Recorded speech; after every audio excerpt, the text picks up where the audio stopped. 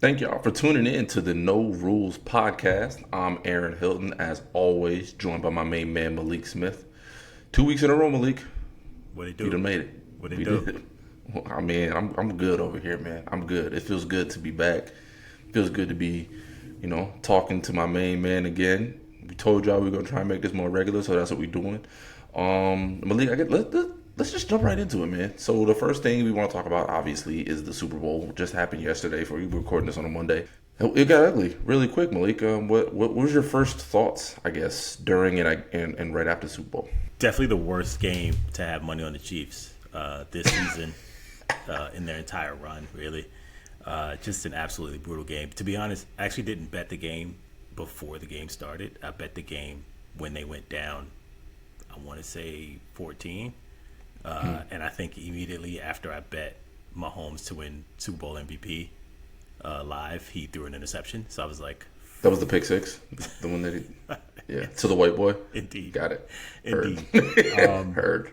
Bro, Shout out Cooper the G. Listen, I went in big Mahomes guy. I'm still a big Mahomes guy, but when I tell you that was the worst game I've ever seen that man play in his life. That was an ass kicking, man. That was an ass kicking. Like They took them niggas out to the woodshed. You know what I'm saying? They made him pick a switch. Like that was crazy. That was like fresh out the bathtub with a belt type shit. You know what I mean? That's crazy, bro. Put the crazy oil, work. Put the baby oil on the floor. You know what I'm saying? Fighting for your life. No, please. That was rough, man. I didn't think they were gonna score. At one point, I was honestly thinking like they might not even score in this game because the offense was that bad. They could not move the ball. They couldn't run the ball. They couldn't throw the ball. They made a big big stink of this after the game, during the game, that the Eagles didn't blitz, and Mahomes is out there seeing ghosts. It was They got 6 sacks without a blitz all game. They were down 24-0 at halftime, yo. Like, that's crazy. Speaking of halftime, though, because there's really not much of a game to talk about, let's get to what a lot of the people in our circles are talking about right now, and that's the halftime show. First, before we get to talking about the obvious beef of it all, as an actual halftime performance, how did you feel about it? Because I think that gets lost in the shuffle a little bit too. So, I'm not biased. I'm a fan of Kendrick Lamar, right? Love his music. I love his artistry. I thought it was a great show. I thought in terms of just putting on a performance, in terms of the visuals, his ability to actually do the songs, I thought it was a phenomenal show. I was rapping along, singing along. I was at a Super Bowl party with my neighbors. I knew every song, so I'm like, oh, he's doing this one too? This is great. I was all into it. I don't know. What did you think? So I'm going to try and not be a hater here and upset because I am also a Kendrick Lamar fan. We got a six god? No, I am a Drake. I will say I am a Drake fan, and I am a Kendrick fan. I am a fan of music. I am a fan of pettiness, and we'll get into the petty part of this too. But again, we're talking about the performance. As a fan of Kendrick, there is no better concert song than Mad City. For the life of me, I cannot figure out why he did not play that song. Maybe he's tired of performing it. Obviously, that man knows what he's doing. Like you said, he put on a great show. It is not. I heard somebody saying this earlier, so I don't want to take credit for it. But I wholeheartedly agree. It's not easy for rappers to put on a good show. That's why my list of rappers I wanted to see live is so slim compared to the amount of rappers I love and have adoration and adulation for in the game. So for him to put on a show like that on the larger stage, kudos, hats off to him. For me, it was a B, and it can't go above a B just because I think he left some meat on the bone. On the other end of that, I do think that there was a good performance in there, so I don't want to completely shit on everything. I was just upset. If he would have played my song, he probably would have got an A, to be honest. I'm not going to hold you. I would have given him an A. Full disclosure. So, I feel like there was plenty of discourse around a lot of different things regarding the halftime show. To talk about which songs he did and didn't perform, I thought was a really interesting one because a lot of people thought that he was going to do Mad City, which he's done that at pretty much any live show that he's done that isn't specific to whatever platform it is. So if it's like the Grammys or whatever, like he's probably not going to do it. He's probably has something else. Maybe if he has I think he did the Grammys once, and he had another album out, so he wasn't going to do Mad City then. But he's done it at his live shows. So I get it. All Right was another one that people said, like, I can't believe he didn't do. To me, like, as much as I understand that, I felt like every song that he did made sense within the show that he was trying to put on because of the theme that he had going on. But also, he did the songs off of his album that just came out 2 months ago. So it's like, I can't really be mad at Duke for, like, being like, yo, like, I know y'all want to hear Mad City, but you're going to get this. Well, he also did, he brought SZA out and did the Black Panther song, too. So it's like, it's not, he dipped into the, it's a great song. Great cut. And SZA, Luther. Shout out to them for doing the Luther. Yes. Love that song. Fantastic song. Again, like I said, the pageantry was great. Samuel L. Jackson was a very random choice to have as the MC of it, but I loved it. I mean, I love the fact that he went for it and he had a theme in mind, and it wasn't just him standing up there and rapping. Like, I love Rihanna to death, I really do. Her performance was more of a, hey guys, I'm pregnant. ASAP sat me down again for another summertime because I'm pregnant again, you know? So there was that aspect of it. And I think he navigated the pageantry along with the artistry very, very well. It's just a disgruntled fan who wanted to hear his song on the loudest stage. Like, I saw him perform it at South by. I saw him perform it in multiple different YouTube clips. So yeah. I understand, you know, there might be burnout after. So it's been over a decade since that album came out. But, like, I wanted to hear it. Which song would you have replaced Mad City with that he did? Because I feel like because I only ask you this question because so I mean I've rewatched the performance like 3 times. I'm not gonna lie. So maybe I am a Kendrick stan. Like yeah, it might be. Yeah, you're exposing yourself. I'm sorry, guys. I like good content. You're not sorry. But no, I'm not. But I was rewatching the performance on YouTube, and you know they had the 3 previous performances, and I think maybe Beyonce's Christmas show, like on the suggested line, like right below the video. And the one thing I noticed is that every single one of these, and I mean I kind of knew this going in anyway, but every single one of these performances, at most, was like 13 minutes and 50 seconds. Like you're not getting any more than that to put on the show. So you've got to pack in a ton of stuff if you actually want to like make the show really good, right? And that's really hard to do. So making the cuts is extremely necessary. I could totally see someone being like, hey, he should have did this song, but I don't know where he fits it in or what song he takes out, because I thought every song he put in was good. I even really liked the little breakdown he did for Man at the Garden. I thought that was super dope. Like, you know, did the acapella, like it just kind of worked for me personally. But I don't know, which one would you take out? I don't even think you would have had to take out a song. I think you take out maybe one of the Samuel L. Jackson skits, and definitely you could have lost all the back and forth with the women. I don't understand that aspect of the performance. That was probably the most I was taken out of the performance. Yeah, because I think, like, if you're just gonna like talk, like, I love the fact that he went for, again, like, this is one of those things where I appreciate the attempt in the artistry, but if you're talking about like, you know, here I am producing the event, this is what I want to go back and do. And he's like, I got to get Mad City in here. Aaron, how do I do it? Be a producer. That's what I'm cutting. All I need is a minimum of 60 seconds.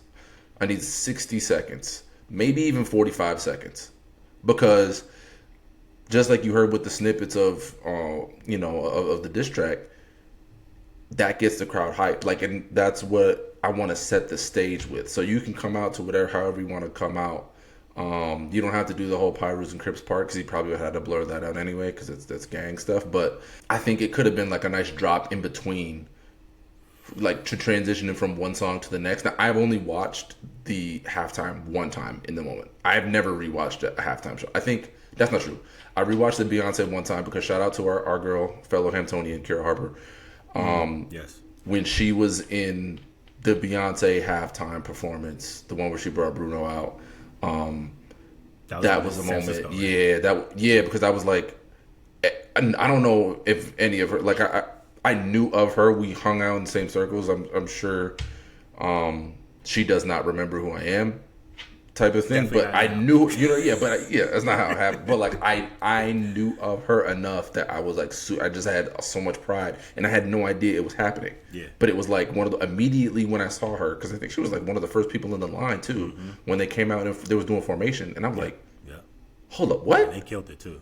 Killed it, and it was a super secret show. And nothing came out. This Kendrick thing, there was like little leaks, little bits here and there. The Beyonce show was under wraps. They didn't know anything that was going to happen.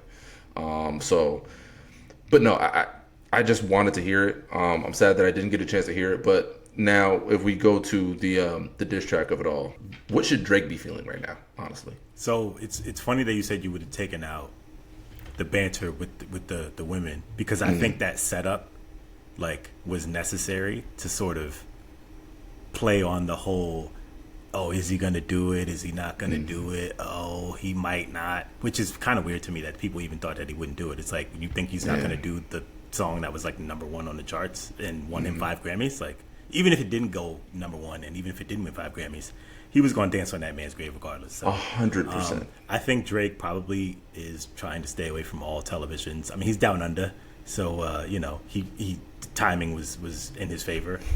I'm sure there's no coincidence that he went halfway across the world. Someone on his team saw it. I know someone on his team saw it. There's no way the whole OVO didn't see that. He was secretly under the covers in his hotel room watching it on his phone. I'm sure. Mad. I'm 100% Mad. It's one of those, like, he took his ball and went home because he brought the drama to his front step. He thought he could dance on the grave. When Kendrick took the little hiatus to probably set up the rollout that became They Not Like Us and all of that. But he doing like AI we said shit. before, you're not battling Meek Mill. This is a very different animal that you're going after right now, and you got to be a little bit more cautious. And he lost. And I just want people to understand. Like I said, I'm a Drake fan. It's okay to lose. It happens. Sometimes your team just loses. So, like, Team Drake, cut the shit. All right. Now, I will say, Team Kendrick, especially the more extreme fans on that side, like, can we stop with the fucking, like, tinfoil hat of it all? Like, oh, you don't understand the bell bottom. Like, I don't want to understand the bell bottoms and all that shit. Like, I don't care. I'm with you. I like I said, I'm a fan of his music. I'm a fan of his artistry.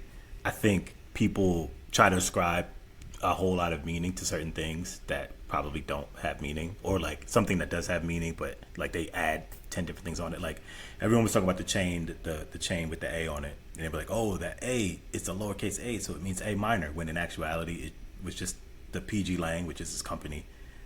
That's what that A was. His jacket had PG Lang all over it. Like, he was repping his company, right? So like, people wanted to make it a thing. Now, granted, if the coincidence of the fact that the A also was a lowercase a, and you could be like A minor, is like, I'm not. If it was me, I'd be. Why like, would he be wearing an A minor chain? Because that's the A. Yeah, I mean, I get it, but like, that's the punchline for the insult about the other. Like, Maybe I'm not it is, wearing a maybe chain. it is. Would Nas have a chain that says Ty Boho? I don't think he has a company called Ty Boho, but I'm Carry just saying, on. it's a very weird thing for people. Like, it means A minor. Like, I'm not wearing a chain that says A minor. Like, I'm okay with the joke and with it being, or I'm not even, I guess the bar, and I'm okay with it being like this big refrain that everybody can say in unison, and like even white people who've heard 3.5 hip hop songs in their entire life can say at the Grammys, including Taylor Swift. But like, I'm not wearing a chain that says A minor. It's a little creepy. It's a little weird.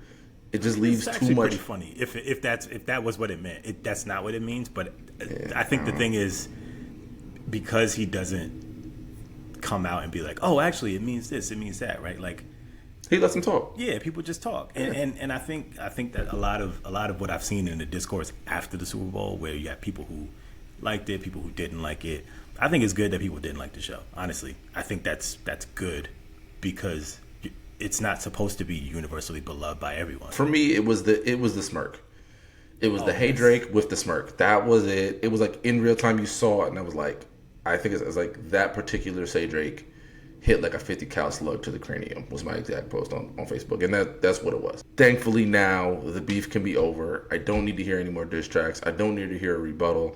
I don't care what Drake thought about the halftime. I don't care about this lawsuit. I wish it would all go away.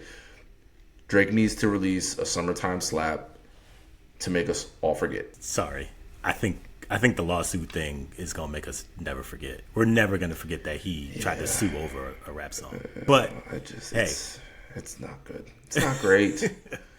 I just need my summertimes to be fire again. I need to pretend I'm about to go to La Marina. R.I.P. to one of the greats. Hey, listen, there's other artists out there. That boy Tommy Richmond could hit you with another $1 million baby or something like that. Oh shit! I was literally just about to say, who the fuck is Tommy Richmond? I was like, I don't know. I had it on the tip of my tongue, and I'm glad I held it.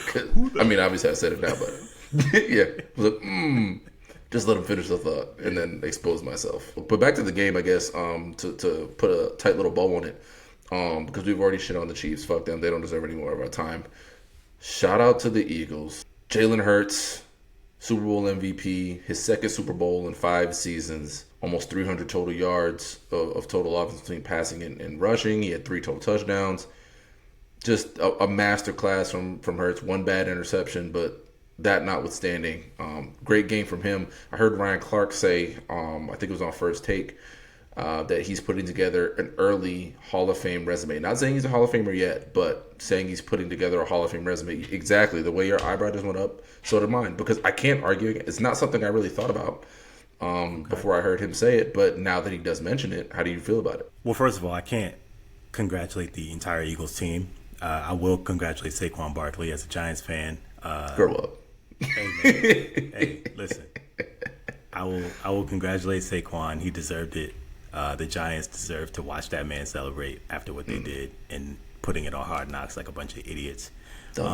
However, man, I feel like there's a lot of fluff in that statement. Like, you either say he's on his way to the Hall of Fame or don't. To say he's putting together the early signs of a Hall of Fame career is like, yeah, okay, so is anyone who has a good like, you could say the same thing about how many people have disagree, because Jaden Daniels, first of all, hasn't made it to a Super Bowl yet. I think no, but I'm saying you could say, like, based on his one rookie season, like, he's done so much that you could just say that, like, oh yeah, he's putting together. But I think from a great NFL player like Ryan Clark, or I should say really good NFL player like Ryan Clark is, I don't think those things. First of all, he doesn't waste his breath by just saying that about everybody. So there's a little bit of cachet behind it. But then the other part is Jalen, he's put together 5 years already. 5 years is, at least a third of any other Hall of Fame quarterback's career.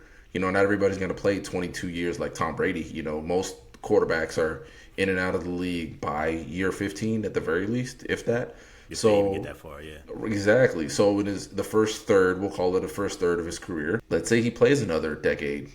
This first 5, if any of the next 10 go like this first 5 stretch is, I think he's got a real case. Where would you rank him currently, like, among quarterbacks? Currently, he's easily a top 5 quarterback right now. I think you have to put that respect on him because of what he has achieved. I think there are a lot of quarterbacks that get a lot of smoke blown up their ass because of the stats that they put up or the numbers that they put up. But ultimately, the quarterback position is about winning games. The quarterbacks are ultimately judged not by throwing for 40 touchdowns, but they're judged by winning games and winning games when it matters. And Jalen Hurts has done that for the entirety of his career, including back in college. He's clearly top 5. Is he closer to 5 or is he closer to 1? He's definitely closer to 5. I mean, you didn't unseat Pat Mahomes. You outdueled him today, and you outdueled him, honestly, 2 years ago, that fumble notwithstanding. But no, he's not better than Pat Mahomes. In my opinion, no, he is not better than Lamar Jackson, which is hard to say because Lamar's playoff success has not really been there. The argument for me starts around Josh Allen, but even he just won the MVP this year. So that's the next thing that he has to do. He's already been a runner-up, and if he didn't get hurt, he probably would have won it 2 years ago. I think it was when he was the runner-up for MVP. So I would like to see him put together another campaign like that and finish the job, get that MVP. And I think if he gets that and maybe one more Super Bowl appearance, I think all he has to do is just last the next 13 years. I mean, he's already right there next to your boy, who everybody said, Eli Manning, who everybody said got snubbed for the Hall of Fame this past go around. So well, I think Jalen Hurts has a real shot. Hey, winners. Hey man, he beat Tom Brady twice. That's all I need. That's all I need. They You like know what I guys who mean? put up numbers, but if you win Super Bowls, apparently it's not enough. But He it's did fine. put up numbers. They were just interceptions. Oh, okay, it's cool. It's top 10 touchdowns, top 10 passing yards, but whatever, no big deal. Top 3 interceptions. But it's Hey, you got it. Sometimes you got to throw them to, Hey, man, I get You just it. gotta You throw can them lead up the and see league in what happens. assists, but you might have to have a few turnovers. There you go. There you go. Yeah. On to pop culture here. We talked about being done with the Drake and Kendrick beef, but what do we have to look forward to for music coming out? Kanye's doing his best to drum up some drama with his new album coming out, and I hate how he does rollouts. I really do, because he always does stupid shit like this to try and get people talking about him, and then get the album to drop, and then everybody's talking about him, so they want to listen to the album. Like, don't fall for it this time, guys. Please don't fall for it. I haven't fallen for that I'm trying to think the last time I fell for that. It's been a while. I've been off the Kanye train. I mean, I stopped that since he started Jesus. putting red hats on. Yeah.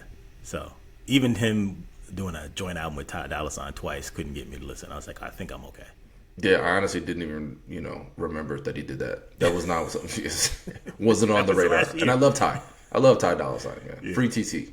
Yeah. Um, I think I'm but, good on Kanye after. 100%, man. I was good on Kanye anyway, but after his latest rant, I was just like, yeah, bro, you're just talking to yourself, which is kind of weird. But I think He just, like, every couple of weeks, he parades his wife out and takes her clothes off in front of the camera. He's like, look, guys. Hey, I'm okay with her being herself and doing what it is that she feels is necessary for her, and if that's what she feels like is necessary for her to do, I'm okay with it. I mean, I guess it kind of who feels am like I? he's using her for publicity at this point. It feels Who like am I to tell her to put her clothes back on? you know what I mean? This is a free country. I support women. Free So, the nipple. and everything else. So the Marvels, well, not the Marvels. I guess the Thunderbolts is the big movie trailer that came out during the Super Bowl. Did you get a chance to check it out? How are we feeling about that? I'm in. I'm all in. First of all, I love Florence Pugh. So anything Bro, she's in, we're. really- 'Cause I was literally about to wait for you to Right. finish to be like, "Yo, shout out to Yelena Belova." My God, this is. Hey, listen. You know what I mean? I'd go see. She should have her own solo movie. It's like Black Widow. Exactly. Pass. Like, give me her. People do her. 100%. 100%. Nah, I'm in. I'm all in on Thunderbolts. I love it. And actually, I believe this week we get Black Captain America. We do. I'm pretty Valentine's excited. Day. Yeah. And I will be there. I will be there to watch it. It might not be day of. We got kids now, so my days of going to movie openings are few and far between these days. You're not hitting that midnight showing. Oh, I might. Honestly. Oh, okay. Yeah. I might. Just see how it goes. I want to see how Thursday night goes first. Okay. But they do normally have this showing on Thursday nights before, so I might actually go and do that because I actually forgot I'm off on Thursday too. So I got a little dinner with my mom and my fiance and everything. We haven't seen her in a bit, so we'll do that. And then depending on how I'm feeling, I know Jasmine's not going to want to go. I told her I'm not going to make you go to any more movies. She's out. She was out at the. She's just not a movie. She's just not a movie person. I love her for trying for me movies and everything, in general. but movies period. She's just Man, that not. sucks. No, not at all. She likes like Grey's Anatomy and shit like that, but she like movies is not it. The 30. She'll be asleep of Grey's Anatomy. before the opening credits is over. You know what I mean? She's not even making it to Avengers Assemble. Like, it's not happening. Damn. So yeah, that shit's over with. But it's fine. Opposites attract. I love movies, so I'm going to be there. Hopefully Thursday night, but if not, I will not make it out of that weekend without seeing it. So we'll definitely have something to talk about if you do get a chance to go see it over the weekend for sure. Yeah, I mean, I'm gonna try to see it. Got to support Black Captain America. I'm not quite 100%. sure why Harrison Ford is turning into the Hulk. Red Hulk, that's a thing. No. I mean, I know, Yeah. but it's like, did we need that storyline, or could we just have Black Captain America? And They got to fight somebody. yeah, I guess we'll see. Let's see how they tie it together. I mean, if we're being honest, Marvel's been on the downslide for a little bit. I was actually having this conversation yesterday, and we were talking about, like, at the time when what was it, Doctor Strange, the sequel came out. Multiverse of Madness. Yeah. And like at the time, like I don't think we knew Marvel was like on its way down. So I was trying to be like generous when I was like, you know what, it wasn't for me. It wasn't the best, but like, but looking back now, I'm like, oh, that was a sign that like this Doo-doo. has fallen off. Not it. Fallen off a cliff. Yeah. So I'm that's why when I saw Red Hulk, I'm like, I don't know, man. Maybe we should have picked a different villain. Should we have gone with a different storyline? I don't know, but you know, I'm gonna put some faith in Anthony Mackie that he gonna pull it together. You know what I'm saying? I'm encouraged. I am encouraged because I think what Kevin Feige and those people realized is we saturated the market too much. We started feeling ourselves when the that Thanos saga ended, the Infinity Saga, I guess is what they call it, and I mean we got everything that we wanted, and the gambles that they took paid off. They took a gamble on Robert Downey Jr. to be Iron Man. They didn't even want him. It was the director, the guy who played Happy Hogan, that forced that to happen. I think with this less is more tactic, I think that they're moving in the right direction. It'll be better than what people expect. I don't think it'll be like, you know, some A+. It's not going to be Winter Soldier, but it'll be good. It'll be good, and it'll set the stage perfectly for the movie I'm really looking forward to, which is the Fantastic Four. I cannot wait. I was just about to say, what did you think? I mean, the first trailer, I love it. I don't need to see any other trailers. Sometimes watching too many trailers will mess you up. It'll mess it up. You have expectations, or you're like, "Where's this scene at?" Or you see a little bit too much, or whatever it is. Like I wanted to see the thing. I wanted to see really everybody's powers. But once we've seen 3 of the 4 people's powers. They have not shown Reed Richards' powers yet. So Pedro Pascal still, they have that on the shelf. Maybe they're still rendering. It's hard to show stretchy powers. Maybe they felt like in short snippets it wasn't going to look as impressive as like an invisible force field or Johnny Storm's famous Flame On, or obviously the Thing and everything like that. So I very, very encouraged by what I saw. What about you?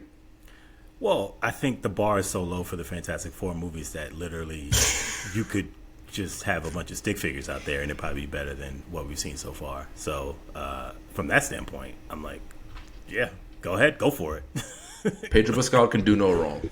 He can do no wrong. I promise you. This is going to be good. It's funny you say that because I was having this conversation yesterday as well about a movie that he actually probably did go wrong. He probably wants to scratch this one off of his resume, which is Wonder Woman 1984. I forgot he was in that movie. Not good. And I got to tell you, I watched it smacked. Still not. If you're high, it's fine. If you're not high, it's like, wow, this movie sucks. Well, I think you could argue that they started that problem by having a second Wonder Woman movie in the first place. I think the first one was fine. It was good. I like the first one. It was fine. It was very good. And you just kind of, sometimes it's okay to do something once and be done with it. Like, think about it like this. Like, I constantly heard of this thing called Hollywood where they don't believe that shit at all. Where they need, or this thing called money. They want to make more and more of it. Nah, I agree. I think a lot of these studios probably should take that approach, but they're never going to do that. Less is more. You know, it's all good. I'm looking forward to the Fantastic Four movie, which I believe is, if I'm not mistaken, July. I think no, I was going to say, isn't Robert Downey Jr. in this? He's supposed to be. I think he's probably going to be like in a stinger because he's playing Victor Von Doom, exactly. And obviously the next movie after that Fantastic Four movie is slated to be Avengers Doomsday. So you can't have Avengers Doomsday without. Yeah, it would be weird to just introduce him in the Avengers movie. So I'm sure he'll be introduced because he's very famously one of the villains in the Rogues Gallery of the Fantastic Four. Although he's been in multiple different Marvel comics, I think most people would liken him to a Fantastic Four villain primarily. 100%. So that's probably where we see him first. Even though it looks like Galactus will be the big bad in this Fantastic Four movie. So I'm guessing probably post-credit stinger for that Victor Von Doom sighting. But so in Ohio, they done lost their rabbit-ass minds. And they have come up with the contraception starts at erection. I guess somebody was sitting in a room smoking and thought they had a bar. I don't know. Like some feminist or something just sat in there and was like, "Oh, we got him," but this one's like, "Nah, that ain't it." They wanted to say that it is going to become illegal for men to engage in coitus unless they're trying to conceive. You think a feminist came up with that? There is no way a man came up with that. I can guarantee you some alt-right Christian male There came is up with that. no way All right. that a man who has had an erection before was like, you know what? We shouldn't even be allowed to have sex unless you're trying to make a baby. Like, This was written directly by Philip Rivers. I can guarantee you. He said, "I'm trying to have as many kids as my jersey number is 17." I heard he co-wrote it with Tyreek Hill. Is what I heard. Yo, listen. Word around the grapevine. Listen, these dudes don't miss ever. They do not miss. No. This is like John and Kate plus 8 levels. You know, That's crazy. hard pass for me as someone who has actually made a child. Yeah. No. I don't want to make one every single time. That would be fucking nuts. Or you could have the loophole, be like, I tried, but this rubber thing got in the way. I don't know. I'll try again. Yeah, it's cool. Yeah, they have technology for this. Trying to get condoms is nuts. Insane. Like that's also not where contraception starts. And then again, I get that they're trying to do it because I guess they feel they need to combat against the body regulation that has happened for women unjustly, unfairly. I totally agree with that. Two wrongs don't make a right, I would say. And also, this is just completely not the same thing. I don't know how this relates to the same thing that's happening with women. I don't know how this came about. I can't believe you think a man wrote this. I didn't say he's a smart man. I'm just saying. Well, I think he's a very misguided person. If this was a man, this is a trans man. There's no way that a man who was born and had erections was doing this. There's just no way. I refuse to believe. Like, there's no way. In solidarity for every man that is not an alt-right Nazi, I can't believe that one of us wrote this. It's giving eugenics. Yeah, it's very strange. Eugenics is crazy. It's weird. That's a very weird thing. It's a lot of weird stuff going on right now. People just be coming up with weird ideas and trying to pass it off as like, this is normal and everybody wants this. It's like, no, actually, if you polled like 10 people, you'd get 0 people that signed up for that. It would be Ohio, right? Because the Midwest always doing weird shit, like calling soda pop and all kind of shit. I mean, shout out to our guy Maurice, but fucking damn. Is he from the Midwest? He is. Oh, yeah. Just another thing the Midwest gave us that we didn't want. Hard pass. Fucking Midwest. Just forcing it on us for no reason, you know? You know what I mean? No, thank you. The only good things y'all gave us was LeBron James and Steph Curry. That is it. Steph Curry was born in the Midwest. Steph Curry was from Charlotte, North Carolina. Like, we're not doing that because he was born in Ohio. That's not Ohio. Ohio didn't give us that. If anything, Virginia gave us that because that's where Dell and Sonya met. Virginia. I gave you just because you were born in Ohio. Come on. The man was born in Ohio. Are we thanking Australia for Kyrie now? Is that what we doing? Is that where he was born? Yes. Oh, didgeridoo, man. It got me. I don't know what you want me to say. On to the NBA though. The Lakers, obviously, big winners of the trade deadline. Biggest shock trade probably in NBA history, or at least up there, top 3 or 4. I don't think shock trades in NBA. Yeah, I mean, this is by a long shot. Yeah, I think the argument now starts at like other sports for this one. And then the next move that they made, trading Dalton Knecht, the rookie that they drafted this year, plus a 2031 first-round pick to get Mark Williams, who was a first-round pick 3 years ago, and a pick swap. Trade went through, everything seemed fine. And then shockwaves came through when Mark Williams failed the physical. And now that trade is null and void. Mark Williams goes back to the Charlotte Hornets. Dalton Knecht goes back to the LA Lakers. That 2031 first-round pick stays in the cupboard for Rob Pelinka and the gang. I'm not even going to talk about necessarily the fallout from that trade, but really more so as how awkward is it after you've traded again? Like, and not just like, hey, we just traded you and it went, it was over. Like, they probably were looking for houses already or apartments. They probably flew in. Yeah.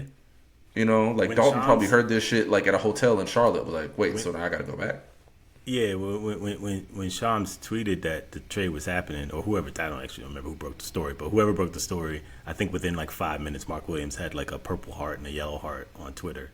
Like he was good to go. But the funniest thing was the Hornets posted a like welcome back on social media. It's funny they try to put it all on the Lakers. Like, this team tried to take him from us, and we're so glad to have such an aggressive offer. Come on, we could not refuse. But we're so happy to have you back. It's like a rookie averaging 8 points a game and a first-round pick in 6 years. Like, okay, yeah. And Cam Reddish. Don't forget Cam Reddish. Oh, that was the selling point right there. Cam Reddish. The native son of North Carolina. It's probably one of the most awkward things to have to go back to the team that was like, yeah, we had your bags packed. We were actually going to drive you to the airport and get you up out of here.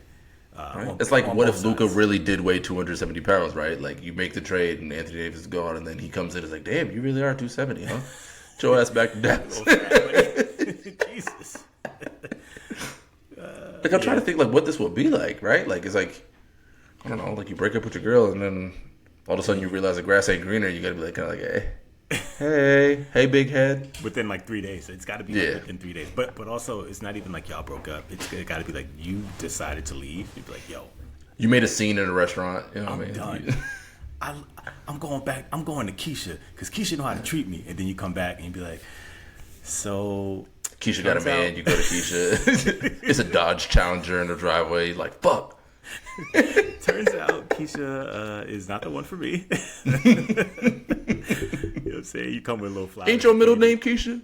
Yeah, right. Exactly. Come on, girl. You knew it was you the whole time. You knew you was number one in my heart. Yeah, it's that's got to be I'm imagining Rob Pelinka trying to explain to Dalton Connect like, yo man, welcome to the NBA, rookie. Like what do you say? Chalk it up to the game. Chalk it up to the game, bro. I mean, luckily Cam Reddish wasn't in the rotation anyway. He probably just gets waived when he gets back. Yeah, I but don't Dalton think anyone cares about Cam Reddish's feelings. Dalton, Unfortunately. But Dalton come back, and now you got to get back into the rotation. And worse, the Lakers traded their center, so now Jackson Hayes really has to play. Yeah, you know, like they really gotta hope for a good buyout guy to come knocking. Like maybe somebody cuts. I know Yusuf Nurkic got traded at the deadline. I don't know how healthy he is, but anything at this point would be better than Jackson Hayes for them. It's just got to be so fucking awkward. What is going to be your prediction now for the second half of this season? Does that change how you feel about this Lakers team? Did you ever feel like they were going to be good enough to contend?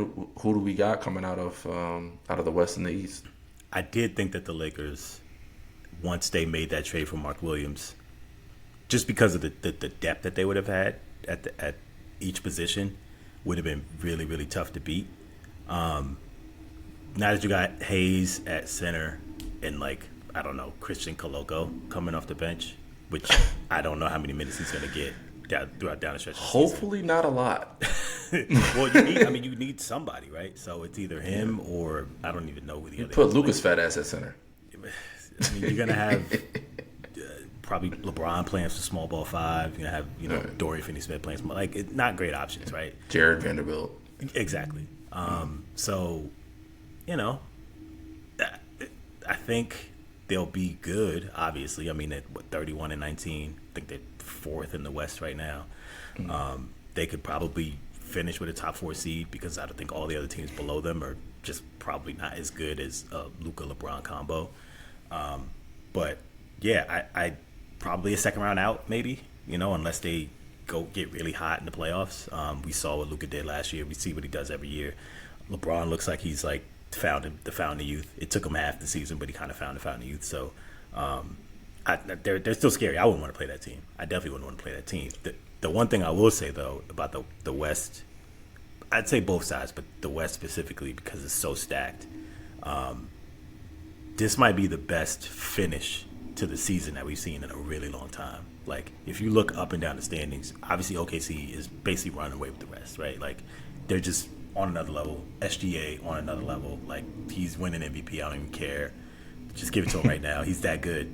And then you have Houston, which is really good, and they're super young. The Grizzlies, when John Morant does decide to play, they're exciting. Denver looks great. Obviously, like we talked about the Lakers, the Clippers are pretty good. All up and down the West. You even go, obviously, to a team like the Warriors. They traded for Jimmy Butler. They're 12th right now. I mean, it's just the West is absolutely stacked. I think it's going to be a dogfight for every team, and I think that's going to make every game down the stretch even better because a lot of these teams, they're so invested. They've made all these trades. Like, they didn't make these trades to like miss the play-in tournament, but only 10 teams can make it. So right now we got 2 teams that might not be in it that are still pushing for it. You know, then you look at the East. Like I said, Giannis got hurt for the Bucks. Dame killed it in the Hubie Brown send-off game. Your beloved 76ers are just putting garbage on the floor. Who? Yeah, exactly. Exactly. You know, my Knicks, just every time they're in prime time, they get dog walked. So not great. But I still think this is going to be a pretty exciting finish to the tail end of the season. So right now, if I'm making a prediction, I still don't see how anybody's beating OKC in the West right now. Like, no team really gives me the fear that OKC does. In the East, I mean, again, like I just said, the Knicks, who as much as I love them, if we can't beat the Celtics, what are we talking about? You know what I mean? Yeah. That's the easiest one for me. For me, in the East, it's the Celtics, and then there's like a big ass gap, and then there's everybody else. So no love for Cleveland. No love is strong. No love is strong. I think that the Cleveland Cavaliers did the most in the East to uplift their profile. DeAndre Hunter coming from the Hawks and going over to Cleveland, I really did like how he played this year. I think he's really put it together as a piece off the bench, and even the last couple of games starting. That I think that with him being at best the third option on that team, I think that will really help him to expand his game and to show what he can do on a big stage. The Boston Celtics, when they are at their best, to me, are head and shoulders above the rest of the Eastern Conference. As far as the West, for me, like you said, OKC, hard to bet against them, but I also don't know how much your boy has played. Hartenstein, the Black German, I don't know. The Black King. How, you know what I'm saying? I don't know how much he's played this season. I haven't had a chance to watch a lot of OKC games because it's been the Shai Gilgeous show every time I see a highlight, so I don't even notice if he's back on the floor. Now, I know he had come back earlier this year from an injury. He's back. Yeah, he's back. Oh, he's back? Okay, yeah. Mm-hmm. So, like, that would be the key for me, is him. And I know Chet is on his way back if he hasn't started playing already. So, I do like what they have and what they can put on the floor. I like what they can become to get over the hump. I think they are going to have to find another person to be able to give them that offense. If everything ends the way it is right now in terms of roster building and roster construction, then I got the Oklahoma City Thunder playing against the Boston Celtics, and I got the Celtics winning in 6. But I would like to see. You're just going full. I mean, it's easy to say right now. Yeah. You know, if that doesn't happen, then I never said anything. Yeah, I'm never going to commit to that. I am definitely committed. Like, it's going to take some convincing for me to come off of that prediction. Sure. The Tatum revenge tour ends with a Finals MVP, in my humble opinion. Okay. Yeah. Now, I want to get you to go out on a limb on this one real quick. Mm-hmm. Are your Sixers going to make the playoffs? No. Oh, wow. Just no. not even. It's hard no. They're not even going to make the play-in. Personally, I think they're gonna be honest with themselves eventually here. And realize what I have known for a while. And I can honestly say I have not seen an entire Philadelphia 76ers game at all this year. Not one. Even when I do get an opportunity to watch Philly play, I just don't take it. There's no point. I'm choosing peace. Don't want to watch. You know what I'm saying? We're dads now. You know what I'm saying? I'm not going to sacrifice time with my daughter or sacrifice like my good mood to go watch fucking Paul George finish with 16 points and 6 assists, and basically be a worse version of Tobias Harris, which I think anybody that knows me knows. That eats me up worse than anything else. I think that's probably the worst part about all this is that I was ready to fly to Philly just to pack his bags for him when he left for Detroit, and then we get Paul George, which it wasn't like I was over the moon about it, but I was like, yo, you could have just left KJ Martin in honestly Tobias Harris's position, and I would have been fine. They make me so mad. They really do. Thanks for pissing me off. I was having a really good night. And then you I just was said curious. the word 76ers, and like all of a sudden, just rage started to fill my brain. What? I turned into the Red Hulk. Yeah.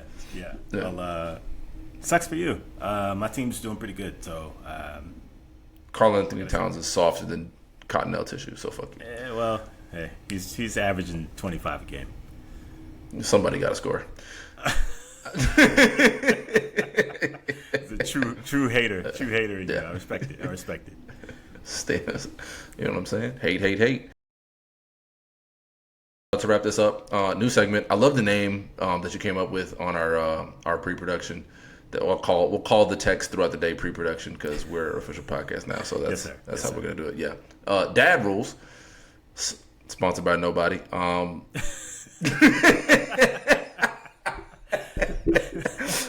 that, Ernie Johnson. The first question that I ask is how has life changed for you? Like, you know, we're both people that work in media, sports media specifically.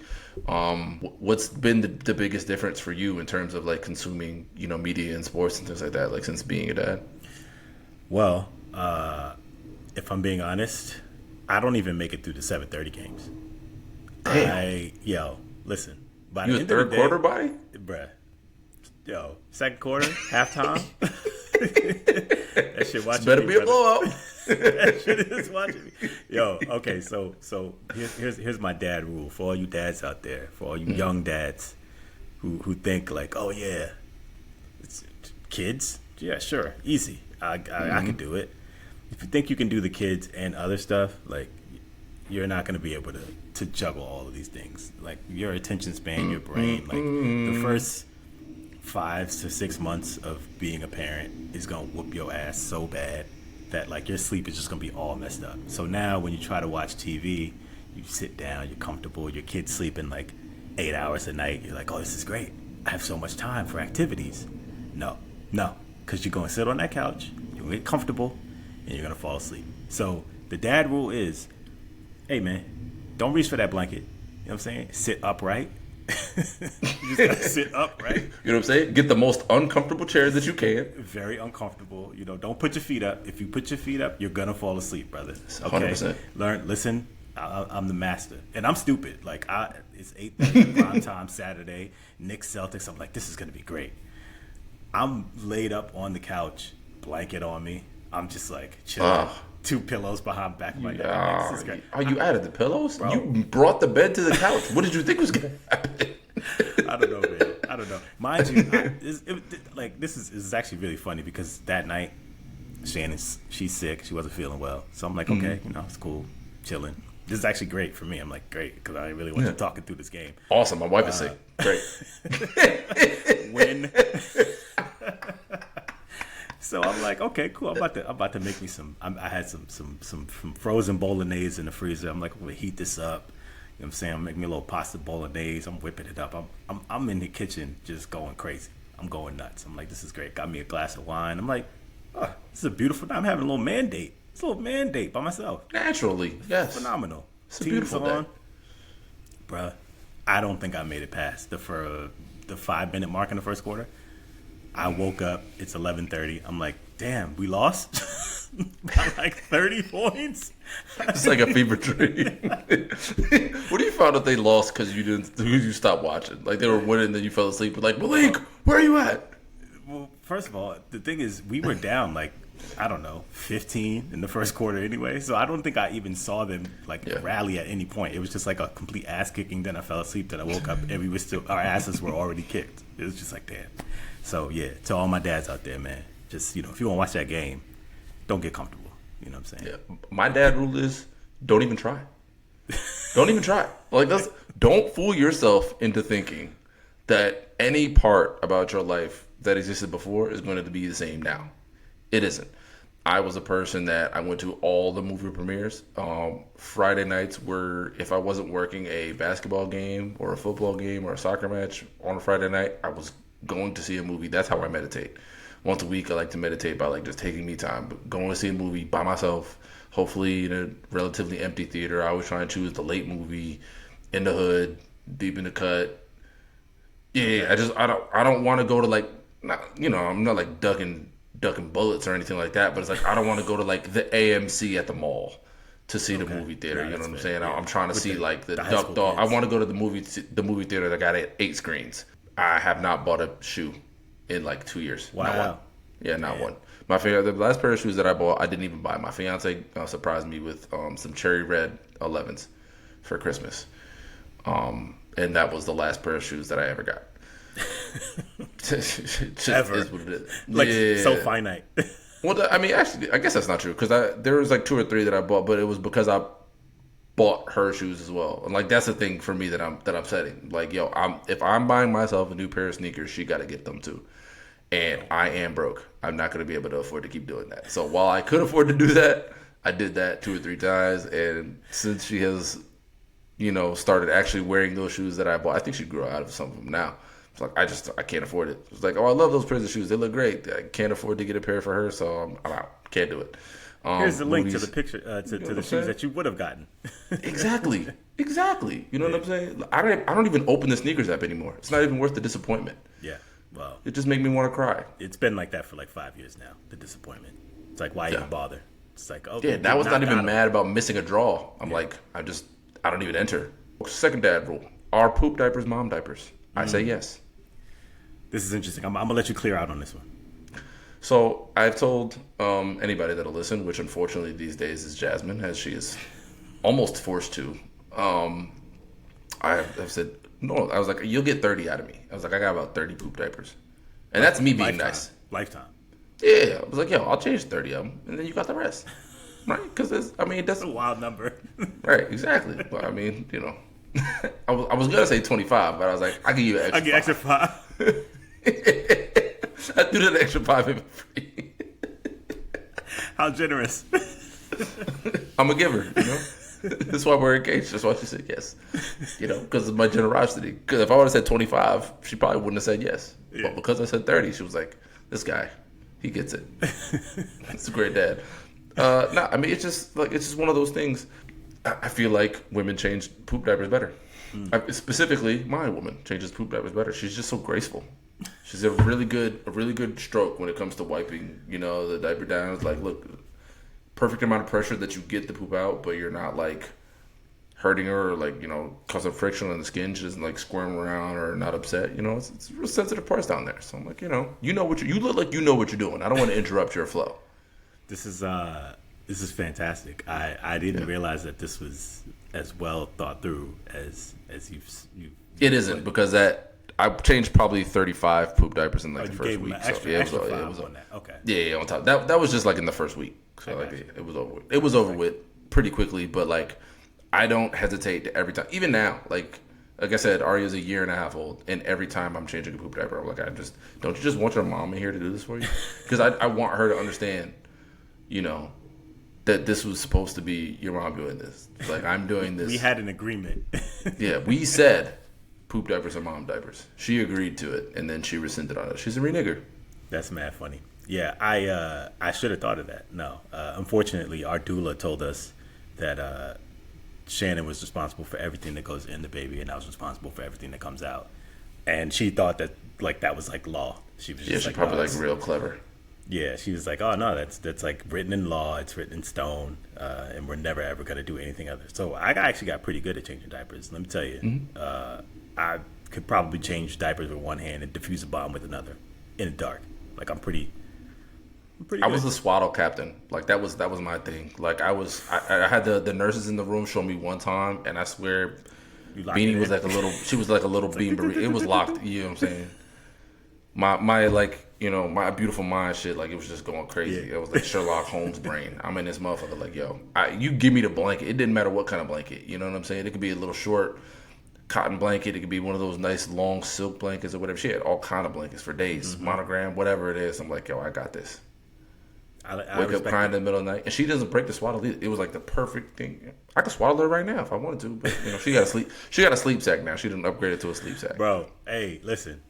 So yeah, this ties into what we've been talking about. But let me tell you something.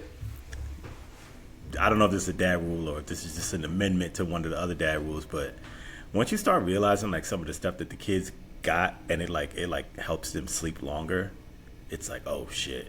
Yeah. We got this sleep sack from Primark. Man, I said, yo, I'm about to get 20 of these shits. Like, it's like I don't even know if it's actually helping him sleep longer, but the fact that he's sleeping longer and it just so happened to coincide with the time that we bought this, I'm like, I'll get 800 of them. Like, if Placebo, you know what? Placebo effect is real. I don't care if it's fake. It works. They sleeping. Like for Arya, we got it because we have our baby monitor is Nanit, so shout out to them. And you know, one of Jasmine's friends also uses Nanit, and they have like this sleep sack attachment, so like it monitors the baby's breathing through the night. So like once she started sleeping in her own room, Jasmine and I do share the paranoia of parenthood. That I'm sure most parents go through, but us to an extreme extent, whereas like we just can't get good sleep if we don't know that you're breathing. We assume that a child is breathing or whatever. I don't know how like parents did it before this. I'm looking at my son right now. I think he's breathing. I don't. You know what I'm saying? It's like honestly, it's I just sometimes be like, oh man, like I hope I don't go in there and like something wrong because like the camera looks fine. So yeah, it looked good on the camera. And this thing, like it. And the alarm, because we tested it, the alarm is very loud. Like, you can be in a deep sleep. You could have got knocked out by Mike Tyson. That alarm will wake you up before smelling salt do. It's loud as fuck. But it just monitors her breathing pattern. So as long as, like, the little digits that it has on the thing is like, it's like a little pattern on the sleep sack that picks up the movement when they breathe in and out. As long as it's picking up movement, it tells you, like, how many breaths she takes per second. You know, it's usually somewhere in, like, the 30s or something like that, or per minute. Great. We know she's breathing. We know she's doing good.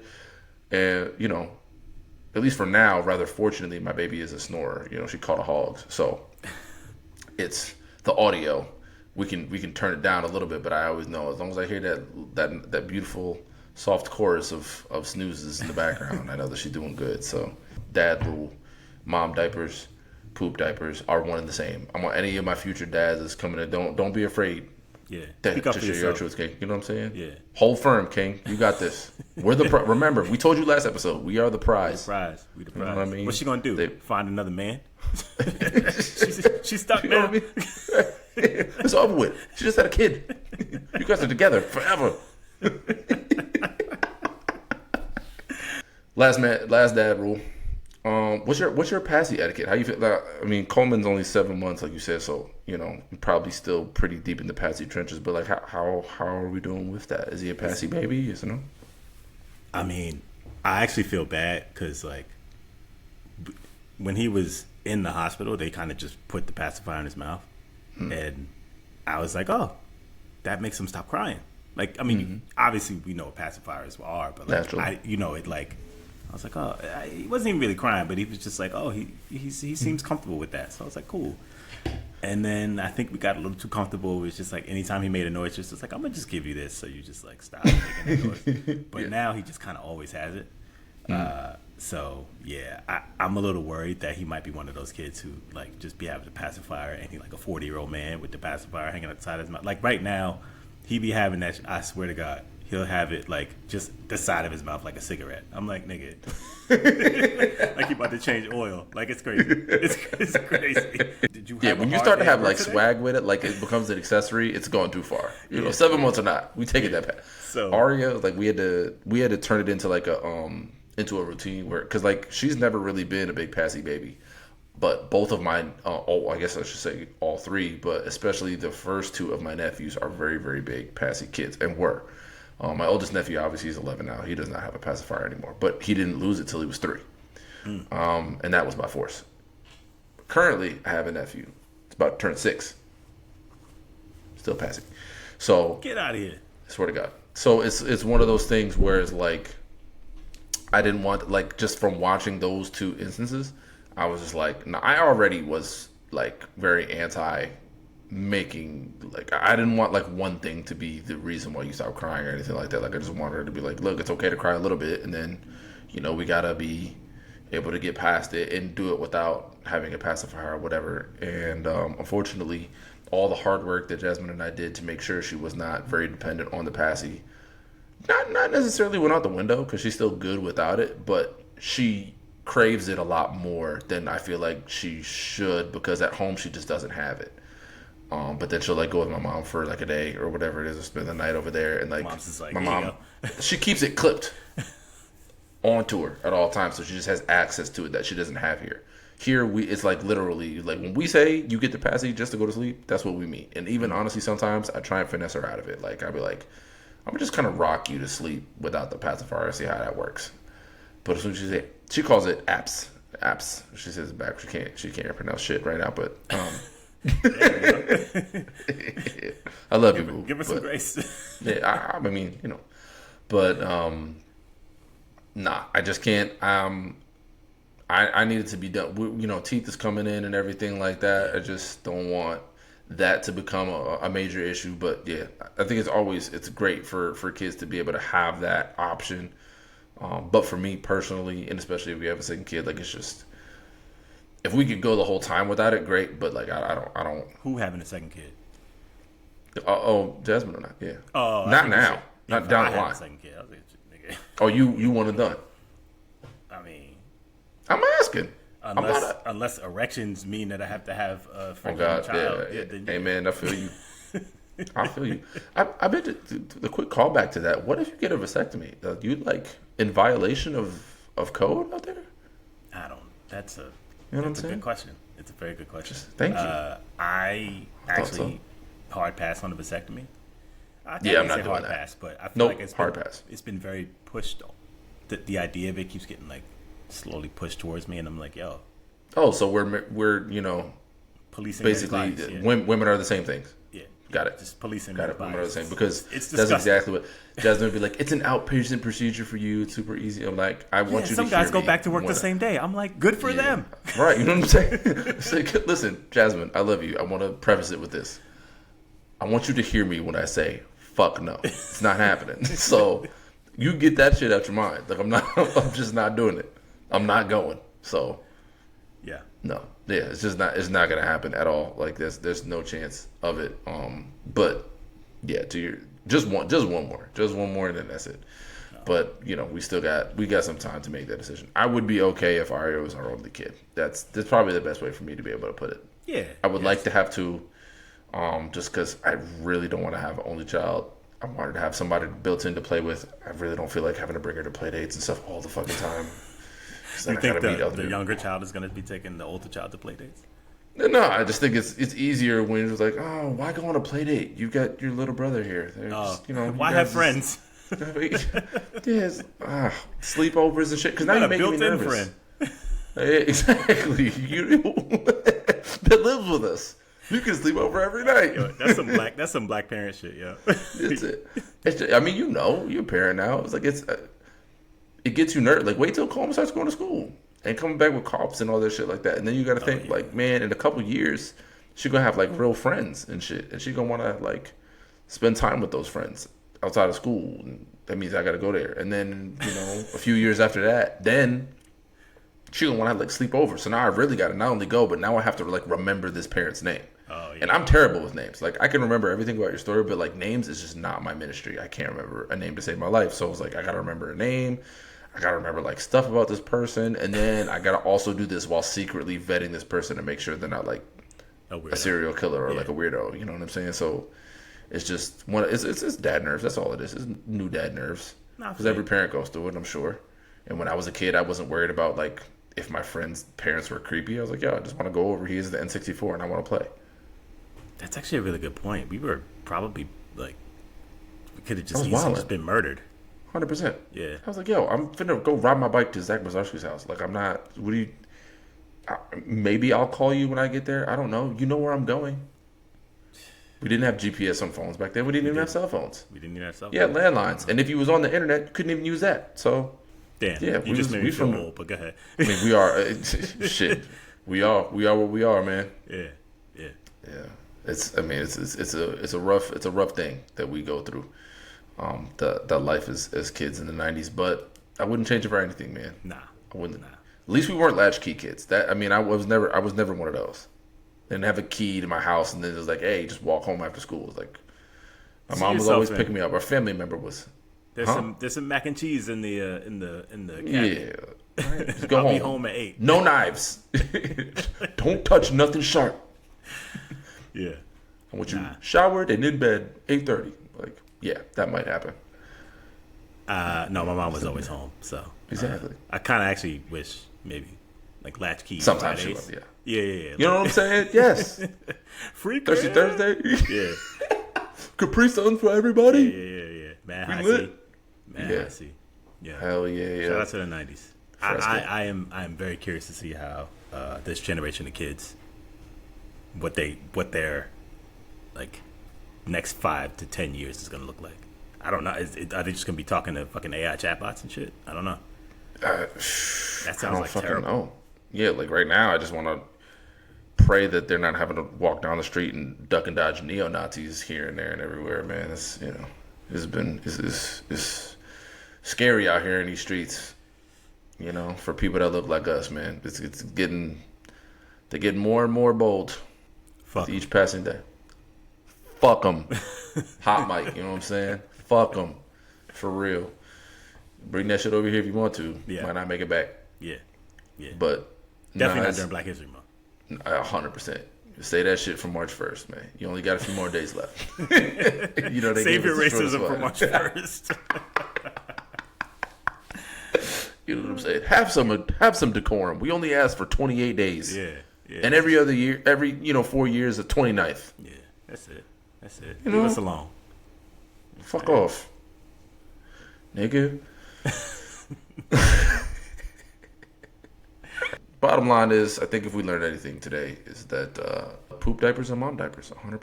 Give it to mom. It's mom's problem. Give it to moms. Just give it. You know what I'm saying? The whole baby really is mom's problem. Like, you lucky I stayed here. I could have just been a deadbeat dad. Could have just bounced. That's a wild threat.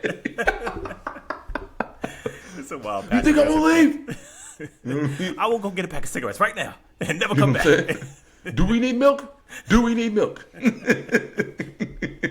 Yo, actually, funny story. My mother-in-law regularly jokes like, "All right, you better come back." It's like, all my stuff's here, so Yeah. I can't leave. I wasn't Can't gonna leave, leave, can't but Right. thanks for checking in. I appreciate it. Appreciate it. It was funny the first 3 times. Yeah. Now it's starting to feel like you're giving me hints. Like, Starting to feel like you don't want me to come back. Are you telling me to get out of here? Or? Doesn't feel like you want me to come back. Honestly. That last one felt genuine. Yeah. Nah, she's great people, man. Yeah. I love my mother-in-law too. Shout out to Yaya. Love her.